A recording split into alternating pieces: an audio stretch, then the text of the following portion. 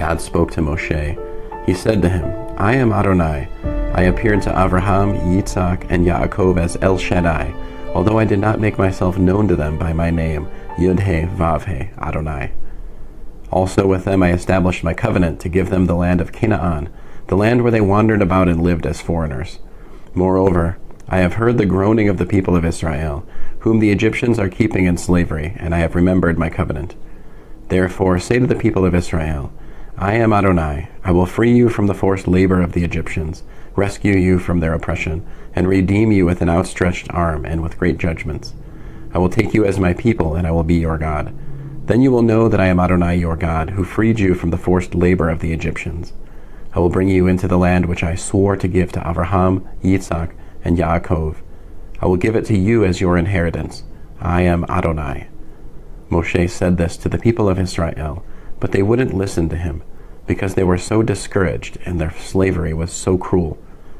Adonai said to Moshe, Go in and tell Pharaoh, king of Egypt, to let the people of Israel leave his land. Moshe said to Adonai, Look, the people of Israel haven't listened to me, so how will Pharaoh listen to me, a poor speaker that I am? But Adonai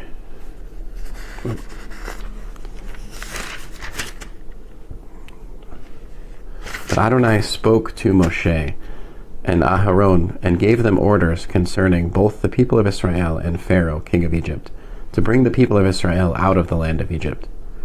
These were the heads of their families. The sons of Reuven, the firstborn of Israel, were Hanak, Palu, Hetzron, and Carmi. These are the families of Reuven. The sons of Shimon were Yemuel, Yamin, Ohad, Yakin, Zochar, and Shaul, the son of a Canaanite woman. These were the families of Shimon. These are the names of the sons of Levi with their descendants: Gershon, Kahat, and Merari. Levi lived to be 137 years old. The sons of Gershon were Livni and Shimei with their families. The sons of Kahat were Amram, Yitzhar, Hezron, and Uziel. Kahat lived to be 133 years old. The sons of Merari were Machli and Mushe. These were the families of Levi with their descendants. Amram married Yocheved, his father's sister, and she bore him Aharon and Moshe. Amram lived to be 137 years old. The sons of Yitzhar were Korach, Nepheg, and Zikri. The sons of Uziel were Mishael, Elzaphan, and Sitrai. Aharon married Elisheva, daughter of Aminadav and sister of Nachshon, and she bore him Nadav, Avihu, Eleazar, and Itamar. The sons of Korach were Asir, Elkanah, and Aviasaph. These were the Korchi families. Eleazar, the son of Aharon, married one of the daughters of Putiel, and she bore him Pinchas, Phinehas. These were the heads of the families of Levi, family by family. These are the Aharon and Moshe to whom Adonai said, Bring the people of Israel out of the land of Egypt, division by division, and who told Pharaoh, king of Egypt, to let the people of Israel leave Egypt. These are the same Moshe and Aharon. On the day when Adonai spoke to Moshe in the land of Egypt, he said, I am Adonai. Tell Pharaoh, king of Egypt, everything I say to you. Moshe answered Adonai, Look, I'm such a poor speaker that Pharaoh won't listen to me. End of Exodus, chapter 6. Exodus, Shemot, chapter 7. But Adonai said to Moshe, I have put you in the place of God to Pharaoh, and Aharon your brother will be your prophet. You are to say everything I order you, and Aharon your brother is to speak to Pharaoh and tell him to let the people of Israel leave his land. But I will make him hard-hearted. Even though I will increase my signs and wonders in the land of Egypt, Pharaoh will not listen to you. Then I will lay my hand on Egypt and bring my armies, my people, and the sons of Israel out of the land of Egypt with great acts of judgment. Then when I stretch out my hand over Egypt and bring the people of Israel out from among them, the Egyptians will know that I am Adonai. Moshe and Aharon did exactly what Adonai ordered them to do. Moshe was 80 years old and Aharon 83 when they spoke to Pharaoh. Adonai said to Moshe and Aharon, When Pharaoh says to you, Perform a miracle, tell Aharon to take his staff and throw it down in front of Pharaoh, so that it can become a snake. Moshe and Aharon went into Pharaoh and did this, as Adonai had ordered. Aharon threw down his staff in front of Pharaoh and his servants, and it turned into a snake.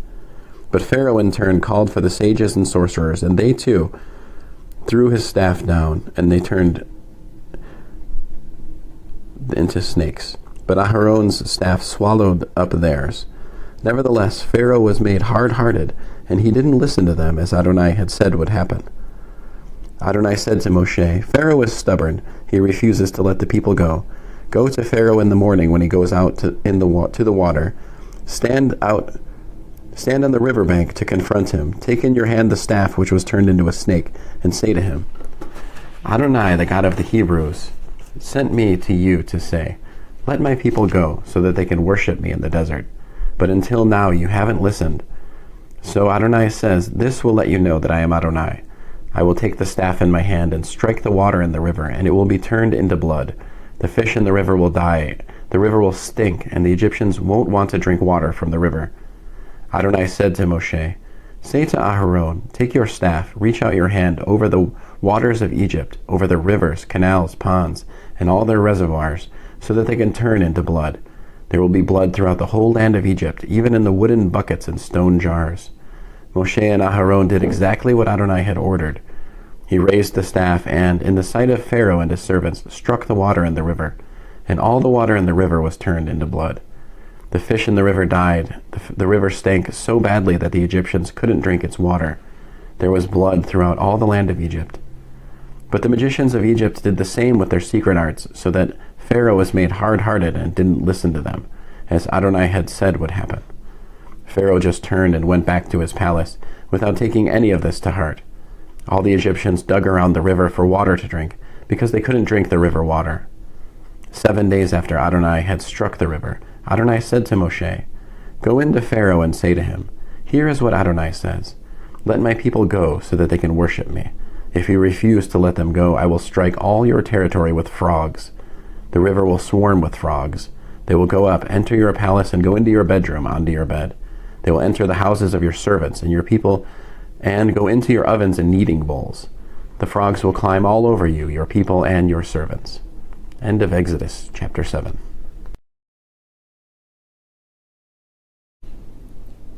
Adonai said to Moshe, "Say to Aharon, reach out your hand with your staff over the rivers, canals, and ponds, and cause frogs to come up onto the land of Egypt."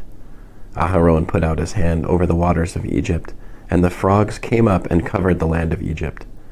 But the magicians did the same with their secret arts and brought up frogs onto the land of Egypt. Then Pharaoh summoned Moshe and Aharon and said, "Intercede with Adonai to take the frogs away from me and my people, and I will let the people go and sacrifice to Adonai." Moshe said to Pharaoh, "Not only that, but you can have the honor of naming the time when I will pray for you, your servants and your people, to be rid of the frogs, both yourselves and your homes, and that they stay only in the river." He answered, "Tomorrow." Moshe said, "It will be as you have said, and from this you will learn that Adonai our God has no equal. The frogs will leave you in your homes, also your servants and your people. They will stay in the river only." Moshe and Aharon left Pharaoh's presence, and Moshe cried to Adonai about the frogs he had brought on Pharaoh. Adonai did as Moshe had asked. The frogs died in the houses, courtyards, and fields. They gathered them in heaps till the land stank. But when Pharaoh saw that he had been given some relief, he made himself hard-hearted and would not listen to them, just as Adonai had said would happen.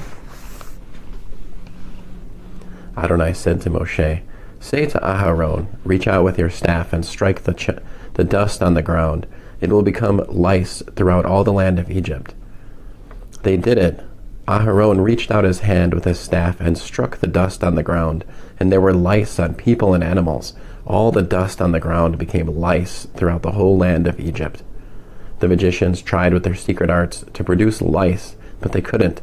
There were lice on people and animals. Then the magicians said to Pharaoh, "This is the finger of God." But Pharaoh was made hard-hearted, so that he didn't listen to them, just as Adonai had said would happen. Adonai said to Moshe, "Get up early in the morning, stand before Pharaoh when he goes out to the water, and say to him, 'Here is what Adonai says. Let my people go so that they can worship me. Otherwise, if you won't let my people go, I will send swarms of insects on you, your servants and your people, and into your houses. The houses of the Egyptians will be full of swarms of insects, and likewise the ground they stand on. But I will set apart the land of Goshen, where my people live. No swarms of insects will be there, so that you can realize that I am Adonai, right here in the land. Yes, I will distinguish between my people and your people, and this sign will happen by tomorrow. Adonai did it. Terrible swarms of insects went into Pharaoh's palace and into all his servants' houses. The insects ruined the entire land of Egypt. Pharaoh summoned Moshe and Aharon and said, "Go and sacrifice to your God here in the land." But Moshe replied, "It would be inappropriate for us to do that, because the animal we sacrifice to Adonai our God is an abomination to the Egyptians. Won't the Egyptians stone us to death if before their very eyes we sacrifice what they consider an abomination? No, we will go 3 days' journey into the desert and sacrifice to Adonai our God, as he has ordered us to do." Pharaoh said, "I will let you go so that you can sacrifice to Adonai your God in the desert. Only you are not to go very far away. Intercede on my behalf." Moshe said, "All right, I am going away from you, and I will intercede with Adonai, so that tomorrow the swarms of insects will leave Pharaoh, his servants, and his people. Just make sure that Pharaoh stops playing games with the people by preventing them from going and sacrificing to Adonai." Moshe left Pharaoh and interceded with Adonai, and Adonai did what Moshe had asked. He removed the swarms of insects from Pharaoh, his servants, and his people. Not one remained. But this time, too, Pharaoh made himself stubborn and didn't let the people go. End of Exodus, chapter 8. Exodus, chapter 9. Then Adonai said to Moshe, "Go to Pharaoh and tell him, 'Here is what Adonai, the God of the Hebrews, says. Let my people go, so that they can worship me.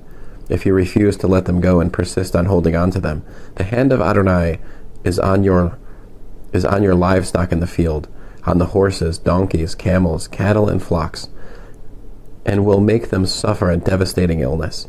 But Adonai will distinguish between Egypt's and Israel's livestock. Nothing belonging to the people of Israel will die." Adonai determined the exact time by saying, "Tomorrow Adonai will do this in the land." The following day Adonai did it. All the livestock of Egypt died, but not one of the animals belonging to the people of Israel died. Pharaoh investigated and found that not even one of the animals of the people of Israel had died. Nevertheless, Pharaoh's heart remained stubborn, and he didn't let the people go. Adonai said to Moshe and Aharon, "Take handfuls of ashes from a kiln, and let Moshe throw them in the air before Pharaoh's eyes. They will turn into fine dust over all the land of Egypt, and become infected sores on men and animals throughout Egypt." So they took ashes from a kiln, stood in front of Pharaoh, and threw them in the air, and they became infected sores on men and animals. The magicians couldn't even stand in Moshe's presence because of the sores, which were on them as well as on the other Egyptians. But Adonai made Pharaoh hard-hearted, so that he didn't listen to them, just as Adonai had said to Moshe. Adonai said to Moshe, "Get up early in the morning, stand before Pharaoh, and say to him, 'Here is what Adonai says, let my people go, so that they can worship me. For this time I will inflict my plagues on you yourself, and on your officials and your people, so that you will realize that I am without equal in all the earth. By now I could have stretched out my hand and struck you and your people with such severe plagues that you would have been wiped off the earth. But it is for this very reason that I have kept you alive, to show you my power, and so that my name may resound throughout the whole earth. Since you are still setting yourself up against my people and not letting them go, tomorrow about this time I will cause a hailstorm so heavy that Egypt has had nothing like it from the day it was founded until now. Therefore send and hurry to bring indoors all your livestock and everything else you have in the field, for hail will fall on every human being and animal left in the field that hasn't been brought home, and they will die." Whoever among Pharaoh's servants feared what Adonai had said had his slaves and livestock escape into the houses. But those who had no regard for what Adonai had said left their slaves and livestock in the field. Adonai said to Moshe, "Reach out your hand toward the sky, so that there will be hail in all the land of Egypt, falling on people, animals, and everything growing in the field throughout the land of Egypt." Moshe reached out with his staff toward the sky, and Adonai sent thunder and hail, and fire ran down to the earth. Adonai caused it to hail on the land of Egypt, It hailed, and fire flashed up with the hail. It was terrible, worse than any hailstorm in all of Egypt since it became a nation. Throughout all the land of Egypt, the hail struck everything in the field, people and animals, and the hail struck every plant growing in the field and broke every tree there. But in the land of Goshen, where the people of Israel were, there was no hail. Pharaoh summoned Moshe and Aharon and said to them, "This time I have sinned. Adonai is in the right. I and my people are in the wrong. Intercede with Adonai. We can't take any more of this terrible thunder and hail, and I will let you go. You will stay no longer." Moshe said to him, "As soon as I have gone out of the city, I will spread out my hands to Adonai. The thunder will end, and there won't be any more hail, so that you will know,